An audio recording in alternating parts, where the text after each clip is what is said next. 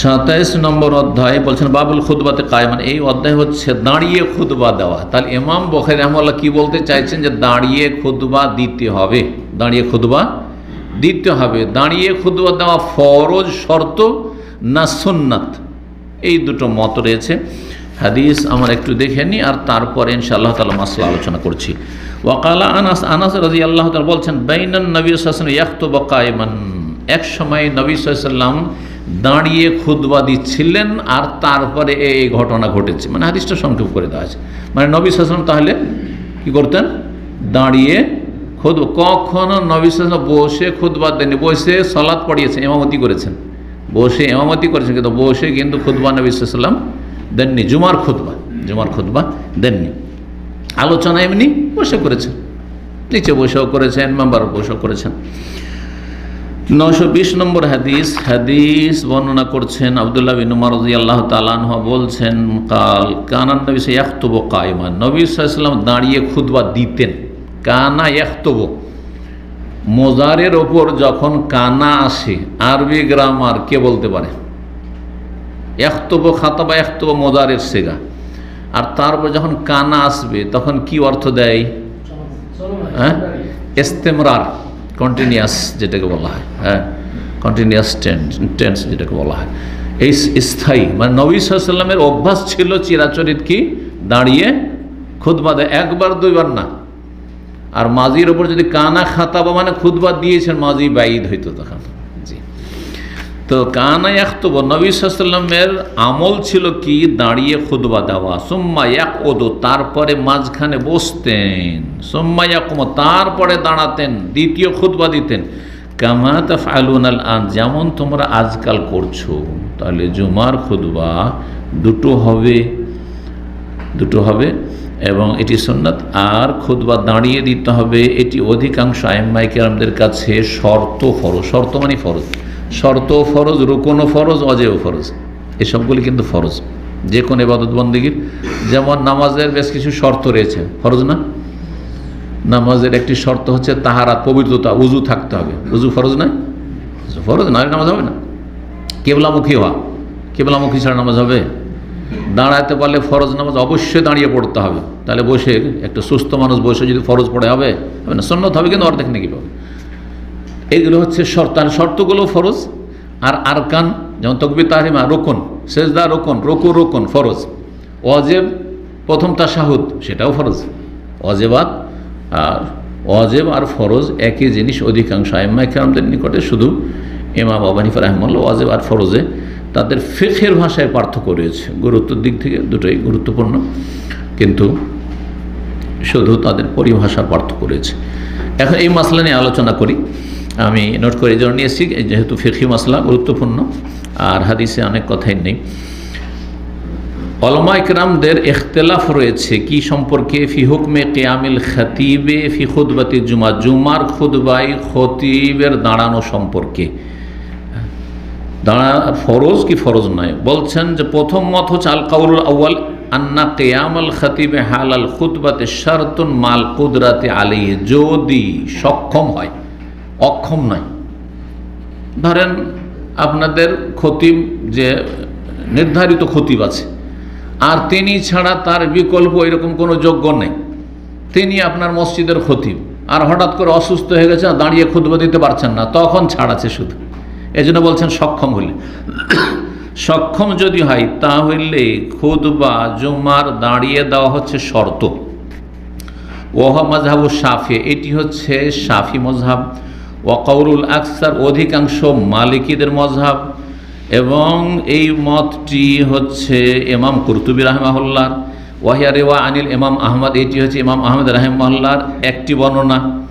এবং অনেকে এজমার দাবি করেছেন, এজমা বর্ণনা করেছেন। তার মানে সিংহভাগ উলামা ইকরাম কি বলতে চাইছেন?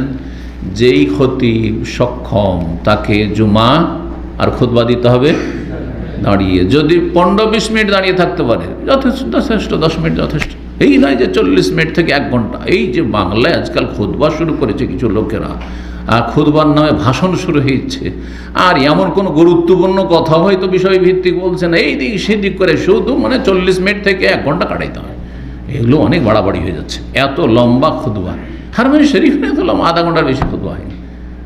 খুতবা আসলে লম্বা হওয়া সুন্নতের খেলাফ। খুতবা যত সংক্ষেপে হবে 10 থেকে 20 মিনিট পর্যন্ত, আর খুব বেশি হলে আধা ঘন্টার বেশি মোটেই না। জি, খুতবা এরকম হওয়া উচিত, 10 মিনিটের কম না, কম হয়ে যায় কিন্তু জায়েজ আছে।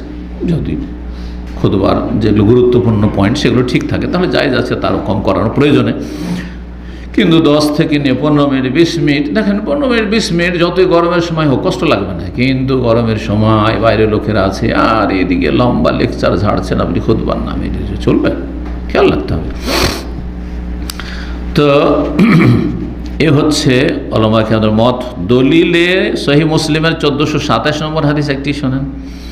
বলছেন জাবের বিন সামরা আন্না রাসূলুল্লাহ কানা ইয়াখতুবু কায়মান, রাসূলুল্লাহ সাল্লাল্লাহু আলাইহি ওয়াসাল্লাম খুতবা দিতেন দাঁড়িয়ে। এক তো বুখারীর এই হাদিস হয়ে গেল যে নবী সাল্লাল্লাহু আলাইহি ওয়াসাল্লাম কানা ইয়াখতুবু কায়মান, দাঁড়িয়ে দিতেন।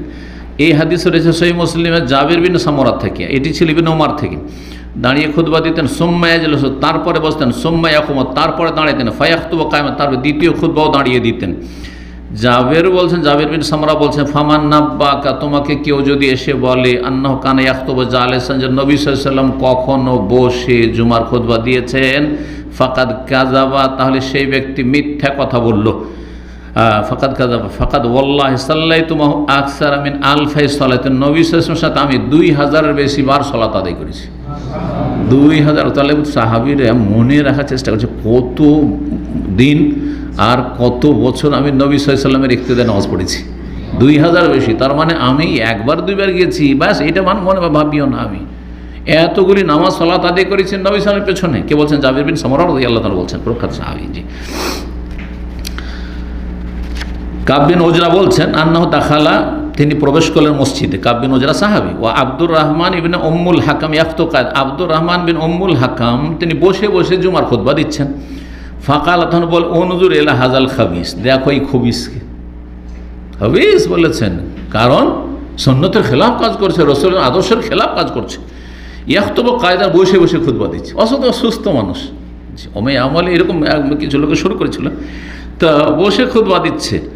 ওয়াকাল আল্লাহ তাআলা, অথচ বলছেন যে এই ব্যক্তি বসে খুতবা দিচ্ছে, অথচ আল্লাহ কি বলছেন সূরা জুমার আয়াত নম্বর 11-তে, ওয়াইযা রাআউ তিজারাতান, দুনিয়াদার লোকেরা যখন কোনো ব্যবসা বাণিজ্যর সুযোগ সুবিধা দেখে, আও লাহওয়ান, কোথাও খেলতামাশা দুনিয়াদারি দেখে, ইনফাদ্দু ইলাইহা, তখন সেদিকে ঝাঁপিয়ে পড়ে, ছুটে যায়।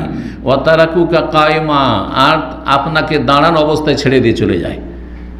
তাহলে ওয়া তারাকুকা কায়মান কেন আল্লাহ বলেন? তাহলে বোঝা গেল যে জুমার খুতবা দাঁড়ানো অবস্থায় দিতে হবে, এই আয়াত থেকে বোঝা গেল। এইভাবে ইস্তেমাদ করেছেন নবী সাল্লাল্লাহু আলাইহি ওয়াসাল্লাম। নবী সাল্লাল্লাহু আলাইহি ওয়াসাল্লাম এর আগে বয়ান করেছি, গতকালকে ইশারা করেছি যে সামদেশ থেকে গম এসছে আর জুমার পরে গিয়ে পাবো না, সব ইহুদিরা কিনে নেবে, ওই মুনাফিকরা কিনে নেবে, তাহলে তো আমরা তো না খেয়ে আমাদের ছেলেমেয়ে সব অনাহারে থেকে যাবে। কী যে অভাব ছিল, আল্লাহু আকবার। তো যার ফলে অনেক সাহাবায়ে কেরামগণ থামতে পারেননি। সত্যি পেটের জ্বালা বড় জ্বালা, আর নিজের পেটের জ্বালার ওপর আপনারা যে কষ্ট করে 2 বছর 3 বছর থাকছেন, এইটাতে আপনাদের অনুভূতি যথেষ্ট আছে। কার জন্য থাকছেন? নিজের পেটের জন্য কিন্তু থাকেন না অধিকাংশ লোকের। আছেন কার জন্য? হ্যাঁ, ফ্যামিলির জন্য, স্ত্রী, ছেলে মেয়ে, আগামী প্রজন্ম, বাপ মা, হ্যাঁ, অনেকে ভাই বেরাদর, সব বোঝা কাঁধের ওপর। হ্যাঁ, সব ভাইগুলোকে লাইনে লাগাইতে হবে, বোনদেরকে বিয়ে শাদী দিতে হবে, কারণ আমাদের এইটি হচ্ছে মাশাআল্লাহ সমাজ। অনেক ভালো জিনিস, বিশেষ করে বোনদের ক্ষেত্রে বাপ মা না, যদি অপারগ হয় তো অবশ্যই দায়িত্ব রয়েছে, কিন্তু অপারগ না হলে দায়িত্ব না। ভাইদের ক্ষেত্রে অতিরিক্ত কিছু বোঝা আমরা চাপিয়ে নিয়েছি। ভাইদের ক্ষেত্রে একজন প্রবাসী মনে করে, বাংলা ভাষাভাষী, যে আমার দায়িত্ব হচ্ছে আমি যখন ঢুকতে পেরেছি সৌদি আরব অথবা গালফে, মিডল ইস্টে, তাহলে আমার সব ভাইগুলোকে এখানে নিয়ে আসতে হবে। একে একে ভিসা কিনছে, সারা জীবন স্ত্রীকে কোরবানি দিয়ে, ছেলে মেয়েকে কোরবানি দিয়ে, সব শুধু ভিসা কিনছে, আর গোটা গোষ্ঠীকে বংশকে নিয়ে আসছে। এই চাচাতো ভাই তো খালাতো ভাই, নিজের ভাই শেষ হয়েছে, চাচাতো ভাই, খালাতো ভাই, মামাতো ভাই, আর তালতো ভাই, আর ওই কি বলছে শ্যালক যত শালা আছে, সমস্ত গোষ্ঠীকে নিয়ে আস্তে আস্তে সারা জীবন পার। এগুলো অতিরিক্ত কাজ। এগুলো করছেন আপনি আপনার স্ত্রী হক নষ্ট করে, আপনার ছেলে মেয়ের হক নষ্ট করে। ছেলে মেয়েগুলো অমানুষ হয়ে থেকে গেলো, মানুষ করতে পারলেন না আপনি, না ওইটা বেশি ফরজ ছিল?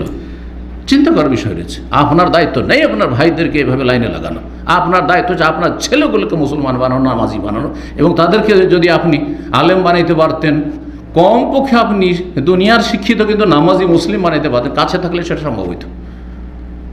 সম্ভব নয় একজন মহিলার দ্বারা ছেলে মেয়ে মানুষ করা, এত সহজ নয়। মাকে গ্রাহ্য করে না, মাকে সাধারণত গ্রাহ্য করে না।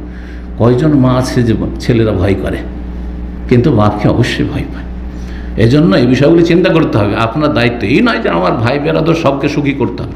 আপনার দায়িত্ব হচ্ছে কুয়ানফুস ওয়াহলিকু, আহাল হচ্ছে আপনার স্ত্রী আর ছেলে মেয়ে, এদেরকে বাঁচাও জাহান্নাম থেকে, এদেরকে নামাজি বানাও, এদেরকে আলেম বানাবার চেষ্টা করো, এদেরকে দিনের খাদেম বানাবার চেষ্টা করো, এদেরকে লাইনে লাগাবার চেষ্টা করো, এটা দায়িত্ব। তারপরে আমি পারলাম নফল কাজ, সুন্নাত মুস্তাহাব মেলা কাজ আছে, যেমন তাহাজ্জুদ পড়া নফল কাজ, পড়তে পারলে খুব ভালো। সালাতুল জাহাজ, আস্তের নামাজ, ইশরাক পড়তে পারলে খুব ভালো। হ্যাঁ, এইরকমই নফল জিকির আজকাল যত করতে পারেন খুব ভালো। ঠিক তেমনি ভাইদেরকে যদি নিয়ে আসতে পারেন তো খুব ভালো কথা, কিন্তু কোনো এইরকম কোনো দায়িত্ব না।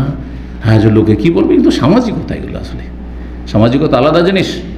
এই জন্য বাড়াবাড়ি খবরদার এই ক্ষেত্রে যেন নাই। বাড়াবাড়ি করতে গিয়েই যেটা ক্ষতি হয় সেটা ফরজে আমাদের দায়িত্বহীনতা হচ্ছে, ফরজ গায়েব হয়ে যাচ্ছে। আল্লাহ যেন বরকত দান করেন।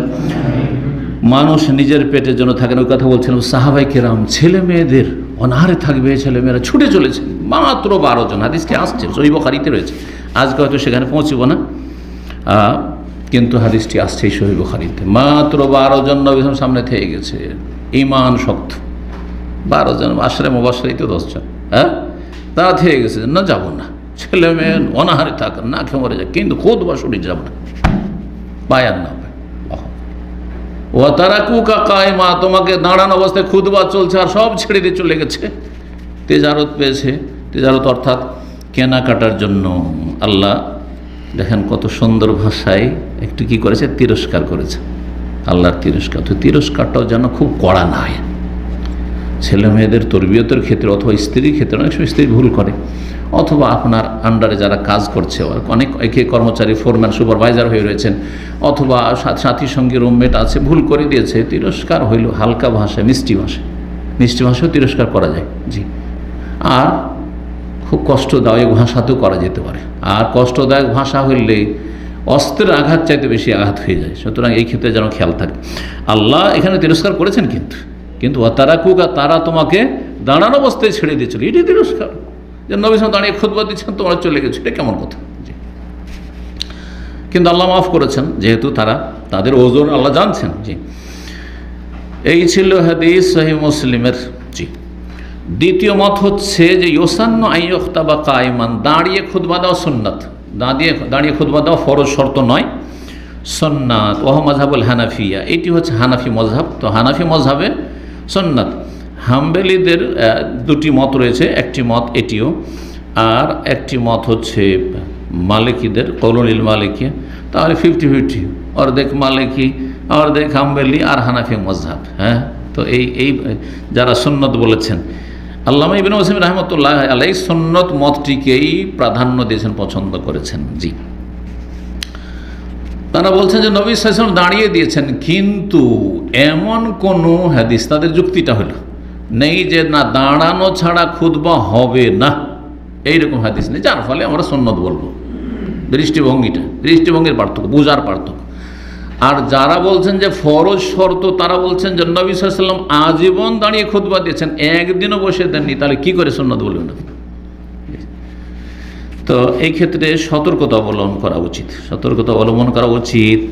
আর আমার আপনার যদি কেউ বিকল্প থাকে, ধরেন আমি বা কোনো একজন আলেম দাঁড়িয়ে দিতে পারছেন না খুতবা, আর আলহামদুলিল্লাহ আরও অনেক আলেম আছে, তো আমাকে ওই বসে বসে খুতবা দিতে হবে আর সমালোচনার পাত্র হইতে হবে, এটা না করে কাউকে দাঁড় করে দেন, ভাই তুমি নামাজ পড়িয়ে দাও, খুতবা দিয়ে দাও।